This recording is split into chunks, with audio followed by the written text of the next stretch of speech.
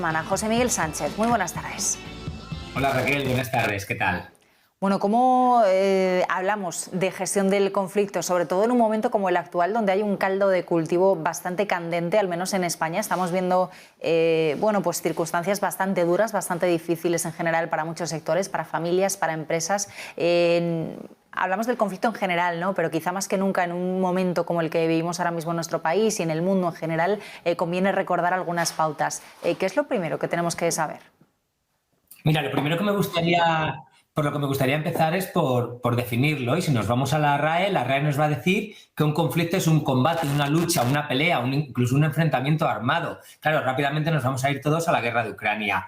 Pero hay una cuarta acepción que de lo que habla es de que un conflicto es un problema, una cuestión o una materia de discusión. Y aquí es donde me gustaría centrar estos minutos que tenemos. Nosotros, ante un conflicto, tenemos diferentes comportamientos que podemos llevar a cabo, incluso utilizar diferentes perfiles en función de cómo seamos de asertivos y de cómo seamos de cooperativos. Estas dos pautas o estas dos habilidades van a ser clave. Y os pongo varios ejemplos. Si yo soy muy asertivo y poco cooperativo, lo que voy a tratar es de ganar en el conflicto. Es decir, lo que me interesa es mi ganancia, aunque sea en el corto plazo, pero ganar yo, y si el otro pierde, no me importa. Segunda, si yo soy poco asertivo y soy poco cooperativo, lo que voy a tratar es de evitar el conflicto, porque mi poca asertividad y mis pocas ganas de cooperación prefiero no estar en el conflicto y evitarlo. Esto es una de las cosas que yo más me encuentro en mi trabajo. Muchas personas han aprendido a evitar el conflicto y es uno de los grandes errores, el evitar el conflicto, porque al final siempre vuelve y la mayoría de las veces más grande. ¿Qué pasa si soy poco asertivo y muy cooperativo? Al final voy a ser una persona que se acomoda a los demás, que siempre cede, que incluso en la mayoría de los conflictos que tenga en mi vida no voy a saber decir que no. Por lo tanto, hay dos posibilidades que son, desde mi punto de vista, las mejores a la hora de enfrentarte a un conflicto. La primera es llegar a un acuerdo. Esto lo hemos oído muchas veces, aunque sea un acuerdo de mínimos. Es decir, ambos cedemos, ambos interlocutores, ambas partes cedemos y conseguimos llegar a un acuerdo de mínimos. A mí me gusta ir un paso más allá y este paso es colaborar. Es decir, cuando entre ambas partes somos capaces de resolver el conflicto generando algo más grande. Y entonces acabamos colaborando, alineándolos para resolver este conflicto de una manera mejor que previo al conflicto. Y si quieres ahora vamos dando pasos de cómo aprender o de qué comportamientos puedo llevar a la hora de llegar a acuerdos o de colaborar de esta forma de resolver el conflicto que desde mi punto de vista es la mejor que tenemos los seres humanos.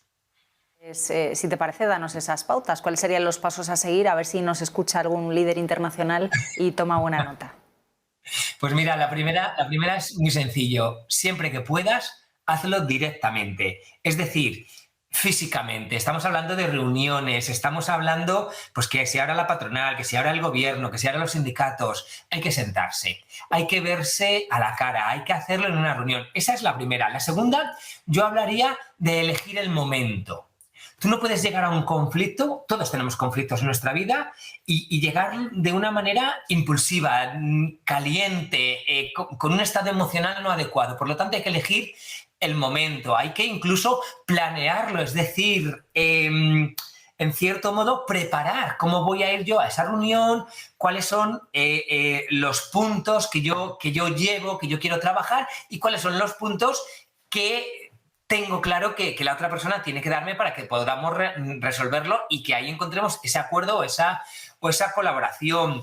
¿Qué más? Trabajar todo el rato en una solución. Yo no voy al conflicto a pelearme, esa parte de la RAE que decía a combatir. No, yo voy al conflicto con una actitud abierta y positiva porque busco una solución. Es decir, ahora mismo tenemos varios conflictos claros que están pasando en nuestro país. Yo tengo que ir a sentarme a buscar una solución.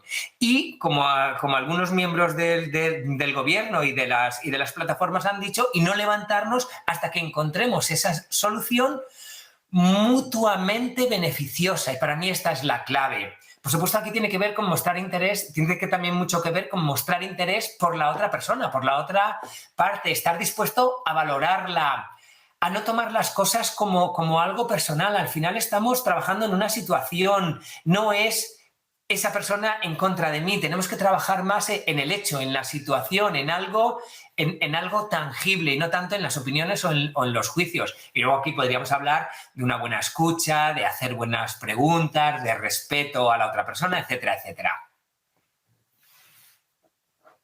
Y en el caso, por ejemplo, de un conflicto como el que estamos viendo, manifestaciones, huelgas, por ejemplo, está llamando la atención la postura del gobierno. Se me ocurre, o por lo menos a mí me llama la atención, ¿no? Con una patronal a la que considero mayoritaria me reúno, pero con otra a la que considero minoritaria. Argumento que hay detrás de ella varios grupos con X intenciones y entonces no me reúno con ellos, ¿no? Sea o no verdad, sea o no cual sea la postura del gobierno, al final el hecho de que solo me reúno con ellos, con unos, y dejo a otros colgados, por así decirlo, sí genera cierto escepticismo, ¿no? Cierto cuestionamiento social de al final qué está pasando. Entonces, para una circunstancia así, ¿tú qué recomiendas o cómo lo analizas? Mira, una de las pautas que acabamos de comentar es mostrar interés por la otra persona, en este caso por la otra parte. Estamos hablando de miles de camioneros de una plataforma que, aunque realmente fuera minoritaria con respecto a las grandes, no deja, si hemos seguido todos un poco el conflicto, no deja de ser al final a las que acaban contratando las grandes plataformas. Con lo cual, en el momento que tú no eres cooperativo con algunas de las partes, ya no estás mostrando ese interés, si me apuras, esa empatía de la que muchas veces hemos hablado en este programa, pero que al final es lo que nos hace humanos. No estás buscando puntos de unión entre esas dos partes.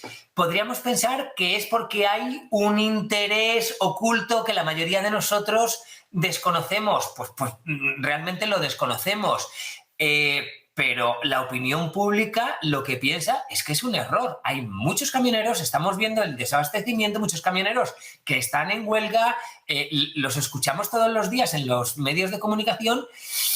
¿Qué agenda oculta, si la hubiera, hay en el gobierno? No tenemos ni idea, o a lo mejor simplemente es un mero error que no han sido conscientes de que bueno, pues estas personas eran tan importantes y tan importantes están siendo que está habiendo un momento de desabastecimiento. Entonces yo hablaría de eso, de no se está mostrando un verdadero interés por estas personas, porque está basado en un análisis simple y con poca información, porque no le hemos dado importancia, porque creíamos que los players, los grandes jugadores eran otros.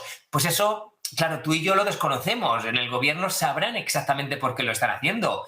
Desde el punto de vista de la opinión pública, la mayoría de nosotros creemos que es un error, pero desconocemos cuál es su agenda y cuáles son sus razones reales. Pues nos quedamos con esas recomendaciones. José Miguel, como siempre, un placer. Hasta la semana que viene. Raquel, el placer es mío. Cuídate, gracias. Y si quieres, comparte este vídeo con quien desees y suscríbete a mi canal si te apetece. Si lo haces, pulsa la campana para recibir los nuevos contenidos antes que nadie. Muchas gracias y nos vemos en el siguiente capítulo.